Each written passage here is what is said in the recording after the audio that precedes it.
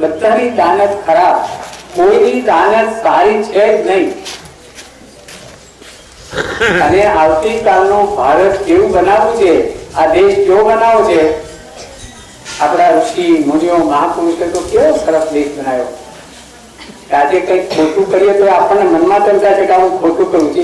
એ ભાવ કોણ પેદા કર્યો? આ ઋષિ મુનિઓ જે કહ્યું કે આવું કર્યું તો પાપ લાગે, આ ખોટું થાય, આવું ન થાય. કોઈને દુભરી હોય, કોઈને બોલી ગયો તો આપણને મનમાં એમ થાય કે હું ખોટું બોલી ગયો. એ જે લાગણીને ભાવ પેદા કર્યો ઋષિ મુનિઓ મહાપુરુષો જે સંતો મહંતો છે એમણે. હવે આપણે શું કરીશું? અમારા કોઈ મહંતોની વાતો આવી, આ બધાની અમારા પાર્લામેન્ટના સભ્યો પણ બધી કબૂતરબાજી વાળી ખબર છે ને બધાને દેશ જશે. અને અમારે જે આ કરવાનું કામ છે તો શિક્ષકો, ગુરુજીઓ, આપણે આપણા બાળકોને કેવું શિક્ષણ આપીએ છીએ એવો દેશ બનશે. કેવા યુવાનોને તૈયાર કરજો. હવે ટ્યુશન કરનારા, અપડાઉન કરનારા આ બધા શિક્ષકો કહેવાય, ગુરુજી કહેવાય છે. કરતા હોય તો આ બાળકને કોઈને અડધી રાતે વાંચતા વાંચતા વિચારતો 10 વાગે કે મને તો આવડતું નથી, મારા બેન પાસે જેવું છે, બેન તો પાલનપુર બેઠા હોય, એને ક્યાં ફરી કાંઈ જાય પછી. શિક્ષણ પણ ભ્રષ્ટાચાર, સંસ્થાઓ પણ ભ્રષ્ટાચાર, આ બધું જે ચાલે છે ભાઈ, એ જો આપણે સારું કરું તો આપણું શિક્ષણ સરસ, ગુરુજીઓ સરસ. અને ગુરુજીઓને પણ આ સરકારે શું કર્યું તમે કહો છો ને, જે ગુરુજીને 5-7 હજાર રૂપિયા મળતા હતા શરૂઆતથી, એને સરકારે એને પહોંચી શકે એવું નથી. બહુ ઘટ પડે છે શિક્ષકોની, અને શિક્ષકોની ખૂબ ભરતી કરવી પડશે અને અમારું બજેટ ખૂબ જાય છે. એટલે જે ગુરુજીને 5-7 હજાર મળતા હતા શરૂઆતમાં, એને 2,000 હાઈસ્કૂલમાં 4,000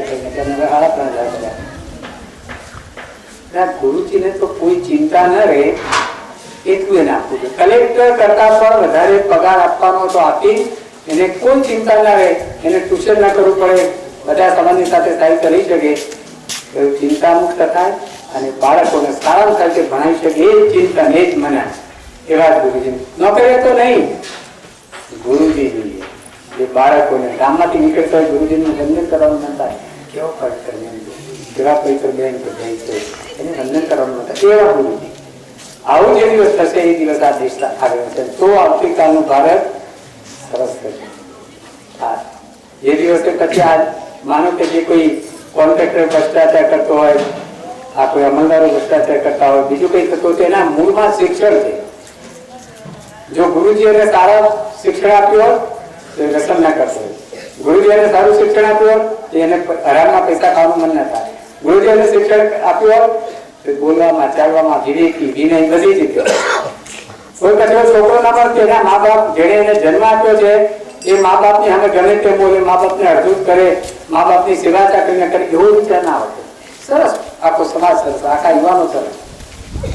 અમે જે શિક્ષણનું ઊભું કર્યું છે રતનપુરમાં, એ ભણાવવા માટે નથી કર્યું.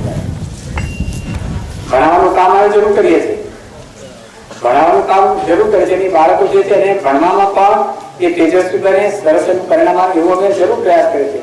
પણ અમારો ઉદ્દેશ ભણાવવાનું, અમારો ઉદ્દેશ તો આવતીકાલનું ભારત સરસ બનાવવું છે અને એના માટે યુવાનો તૈયાર કરવા છે.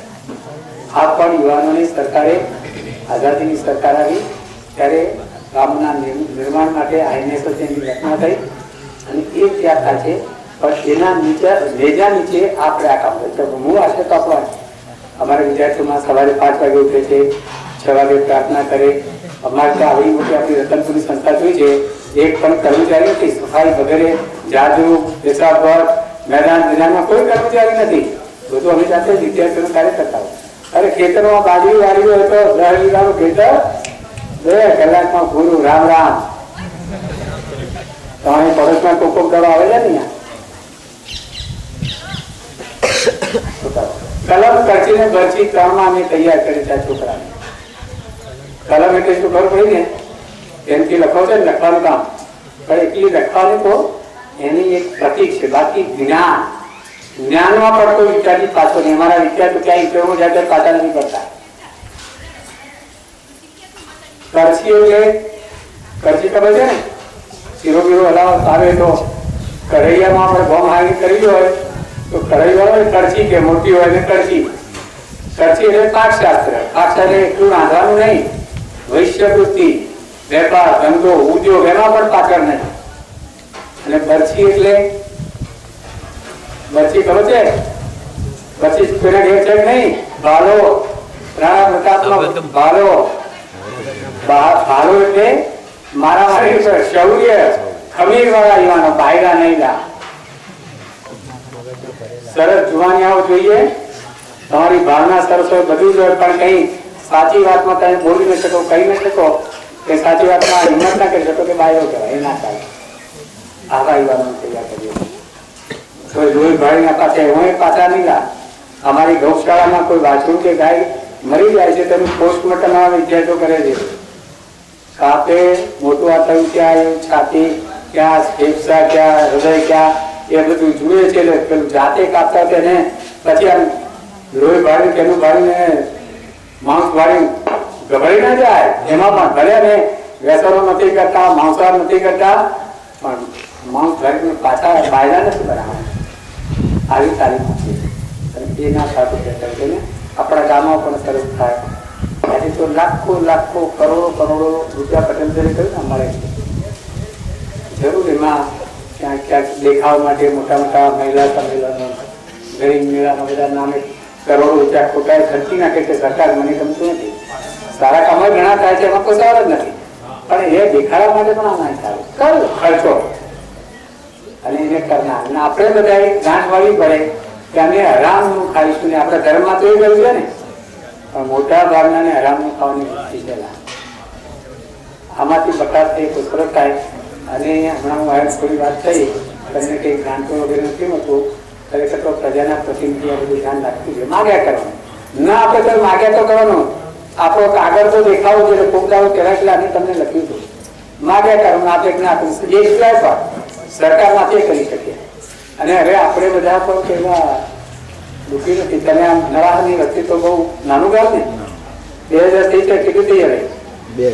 2000 થવાય ને, 1700 થી 2000. અને અહીંયા તો એટલું સરસ ગામ છે કે કોઈ ચા નહીં પીતું હોય, કોઈ બીડી નહીં પીતું હોય, કોઈ ગુટકા નહીં ખાતું હોય. બધા સરસ સરસ ગામ છે ને.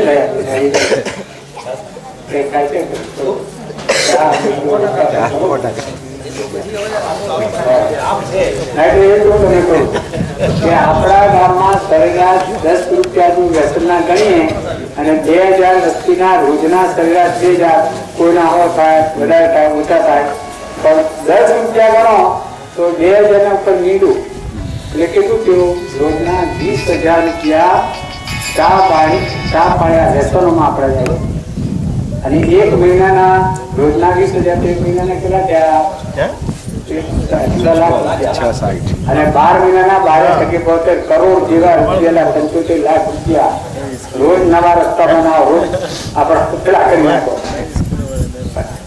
આપણા ઘરમાં તો ભલે ગામડું ના થાય, આપણા ઘરમાં તો શું છે. આજે હું મેં ચા પીધી 1943 માં છેલ્લી. 1943 માં ચા પીધી મેં છેલ્લી. હરિભાઈ કેટલા વર્ષ થયા? તમારા તો જન્મ પેલા કરી 1943 એટલે 57 અને 10 63 વર્ષ ચા પીધે. ચા નહીં, કોફી નહીં, પીણી નહીં, તો સવાર જ નથી. એટલે બાળકોના સંસ્કાર અને શાળામાંથી જ મળે. આપણે લેસનો નહીં, મોટા નાના આપણે શીખવાડવાનું. તમને બધાને મળી બધાને તો ખૂબ ટાઈમ થયો છે. મને એમાં તો કંઈક કલાકમાં પૂરું કરશું, પણ 12 ને 21 મારી ઘડી છે.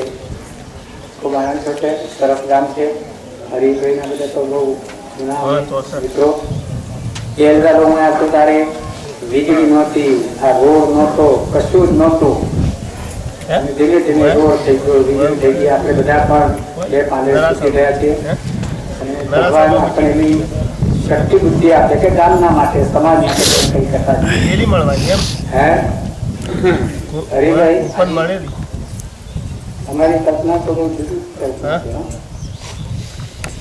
ક્યારેક વાત કરી. આજે તો તમને આટલું મળીને આનંદ થયો. અને આજે જો મહિલા સંમેલન કે મહિલાને મીટિંગ રાખવાના હો તો અમને કહેશો તો હું દાદી આવીશું. ગોઠવા કરવાનું તમે સરપંચને ગામના